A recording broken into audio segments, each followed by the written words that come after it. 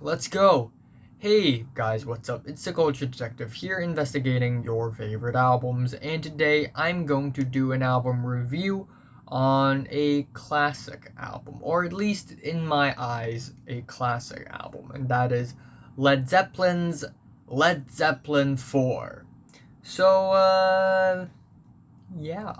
Led Zeppelin is a band formed in London, United Kingdoms in the year 1968, and they consist of guitarist Jimmy Page, John Bonham, the drummer, rest in peace, John Paul Jones, the bassist, and Robert Plant, the vocalist. I may accidentally switch uh, Jimmy Page and John Paul Jones' role in the bands. I'm sorry if I just did that. But Led Zeppelin, they are one of the most important bands in musical history because they are one of the pioneers of hard rock as well as, dare I say it, punk, even though Led Zeppelin has never played music even close to punk. But that's arguable. But yeah, given that they are a band formed in the late 60s, they were one of the most aggressive hard rock bands to have ever existed back then. And their music is absolutely fantastic. They have come out with some of the best rock songs ever, with the best bass lines, amazing vocal performances, wild vocals, okay? Amazing, tight drums, and just overall great songwriting. However, everybody in the world pretty much knows that Led Zeppelin's songs are not 100% original. They always borrow ideas from some other artists, and a good chunk of their music are actually covers. But the way they put their own spin on these original songs and sort of cover them are actually really creative. I mean, Led Zeppelin, they're upgrading these songs and turning them into huge rock hits. Tracks like Whole Lotta Love is actually also a cover song, and a lot of people know it for being a Led Zeppelin song, but it's actually not. But still, Led Zeppelin's spin on the song is fantastic. The very playful, ragged bass, bam, bam, bam, bam, bam. And then we have Robert Plant's vocals, got a whole lot of love, with the sliding guitars. It's fantastic. And we also have tons of other amazing tracks. Immigrant Song, you may or may not have heard it, but damn, this song is fire. And Robert Plant screams. It's wild. And of course, we have Led Zeppelin's debut album, which I also think is fantastic. The album opener, Good Times, Bad Times, is an absolutely playful and fun, aggressive hard rock opener. The track Babe, I'm Gonna Leave You is just, damn. It's one of my favorite Led Zeppelin songs. The very chilled, European flavored guitar breaks on this very sad track is just fantastic, and tracks like Communication Breakdown and Dazed and Confused are really hard. They go really hard as far as a late 60s rock song go, and they're both fantastic in my opinion. So yeah, Led Zeppelin, they sort of combine elements of hard rock and blues rock together and sort of give it their own style. And in a sense, their music is kind of smoky. You know, their music is not this very cleanly produced, very cleanly written stuff. Their music is raw, very primal, organic, loud, very playful, nasty, and in a sense, smoky. So we have Led Zeppelin 4, and after Led Zeppelin 4, they even had a song called Kashmir, which is 8 minutes long, and goddamn, I love this song. It's this very bold, epic, grand marching song. Ben and den. But Led Zeppelin 4 is always known as the best Led Zeppelin album ever. And it's funny because it's not even called Led Zeppelin 4. It is an untitled album. But given that their first three records are Led Zeppelin 1, Led Zeppelin 2, and Led Zeppelin 3, it would only make sense that this album is the fourth part to their first 4 albums. The album starts off with Black Dog, and boy, is it a memorable opening. We have Robert Plant's very, very wild, crazy vocals. His vocals are very nasal. It's not growly, it's not monstrous. It's very, very up there, very nasal, and very lightweight. But the way he sings it with so much force and aggression just makes it sound so much wilder and nastier, and that's exactly what's happening on Black Dog. And then of course we get the very playful guitar riffs here.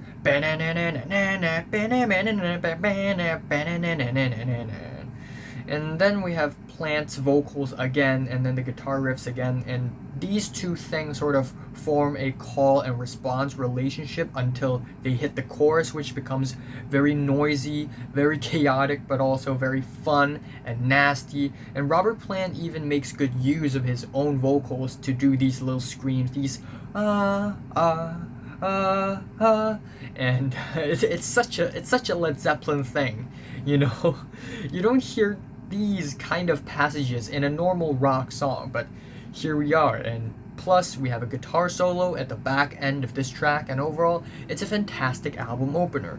The second track, Rock and Roll, is a very straightforward blues rock song. The verses and the choruses are extremely catchy. I really love the part where Robert Plant goes, lonely, lonely, lonely, lonely.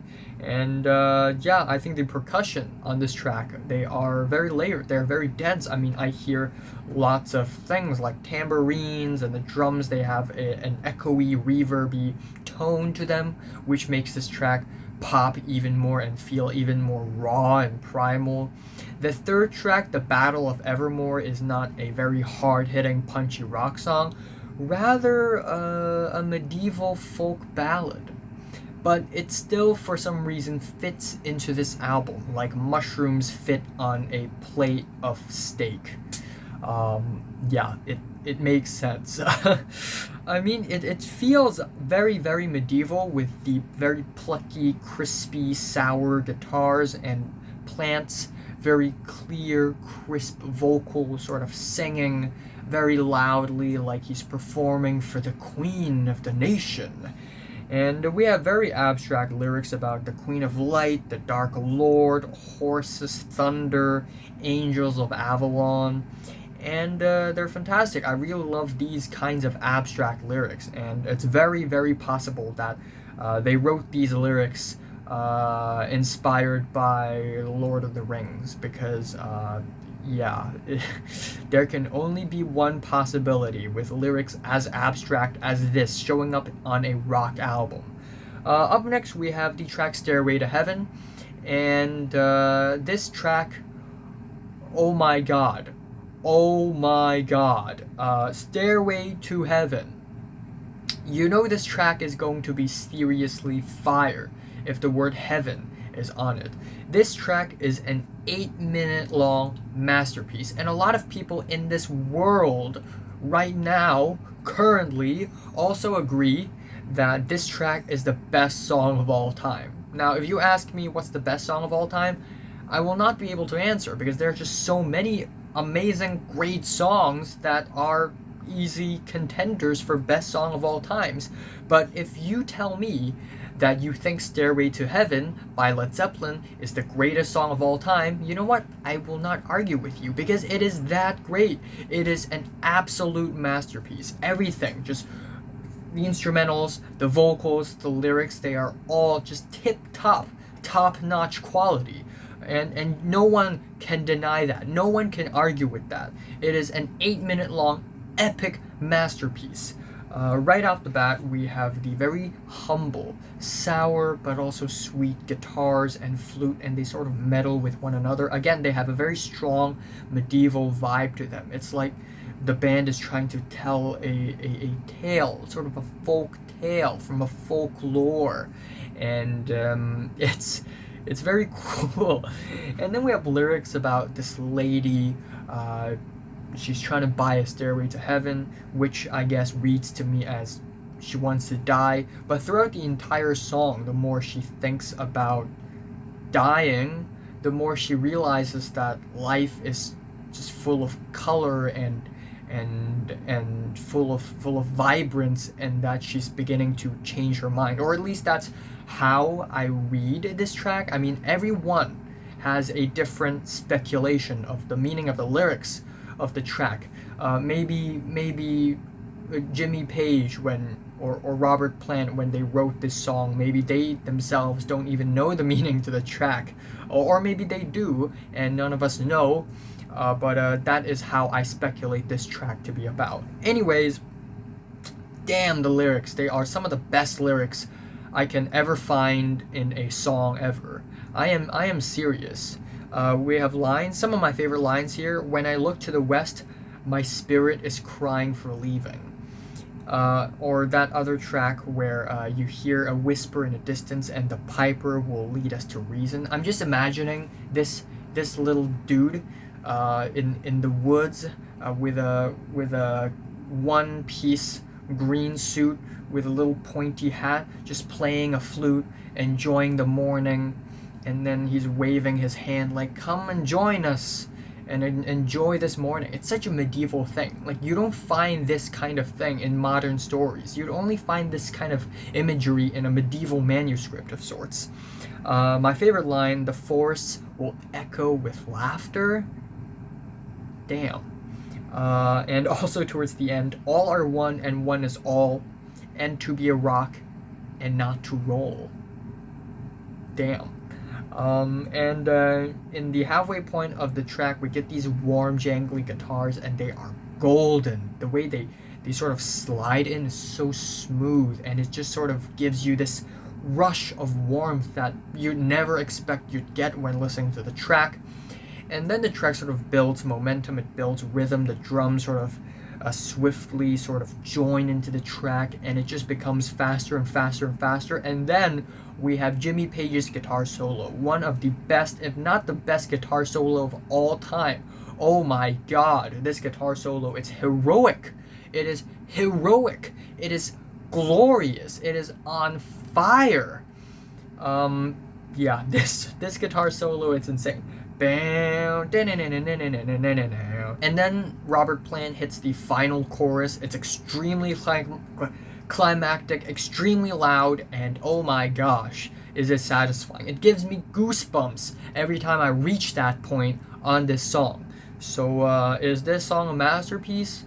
Hell yeah, it is. Anyways, we move over to side B of this album. Starting off, we have Misty Mountain Hop. I could have sworn that this track is called Misty Mountain Top. Apparently, I'm wrong. It's Misty Mountain Hop. And it's a pretty good track. Of course, it's not, on par with the tracks on the first four, but it's still really great. I mean, we get these playful keyboards and these very eccentric, freaky vocal harmonies. I really don't know what time it was. And then later on the track, it gets really freaky and fun and acidic and psychedelic, dare I say it. And again, the verses and the choruses, they sound tamer and milder than the first four tracks, but it's still a top-notch, high-quality rock song. Up next, we have Four Sticks, and I really love the bass riff of this thing. It's super speedy, and the drumming on top is really tight. It's fantastic. But the verses, they're just okay. They're not fantastic or anything. They're not that outstanding in comparison with other melodies on this album. Let's just say that. I do love how noisy and chaotic this song gets, especially towards the end where the guitars, they just form a wall of sound. It becomes drony. But it's still not a bad song at all, by any means. Not at all. The second to last track is Going to California, and it's a really golden, sweet acoustic ballad about falling in love with a woman that doesn't even exist. And it's a really beautiful track. The chord progression is very sweet, very sunny, and it sometimes turns sour, and overall it's very progressive. It's very dynamic as well. Robert Plant's vocals shine a lot on this track. They're extremely expressive, and it's fantastic. The last track is When the Levee Breaks, and it's this 7-minute long track. It's a cover song, yes, but Led Zeppelin's spin on the song is fantastic. We get these very hard-hitting, punchy, loud, steady 4/4 drums. And these guitars, that sounds like harmonicas to me. So this track has a very heavy vibe, but also at the same time it has these country blues vibe to it, which I really love. The vocals and the melodies, they are reverby and they are full of swag. And even though the track is very long, the guitars, they change up slight bit every minute or so, giving this track a bit of dynamic and progression without it being very messy. So yeah, very fantastic ending to the album. So overall, I am enjoying this album. I love every single track on this album. I cannot find any flaw on this album, to be honest. I just love it, love it, love it, love it, love it. And I recommend every single person in the world to listen to this album because this is accessible, catchy, but also innovative rock album that is really ahead of its time. And yeah, if you're interested in learning about the history of rock music, this album is really important. So yeah, my favorite track here is Stairway to Heaven. My least favorite track here is Four Sticks. I am giving Led Zeppelin's Led Zeppelin 4 a 10 out of 10. There you go, guys. 10 out of 10. No hesitation in that. So, have you listened to Led Zeppelin 4? From 1 to 10, how much did you rate it? Like if you like it, and subscribe if you want more. And thanks for watching. I will be reviewing Mad Villainy, Iron Maiden, and Prince very soon.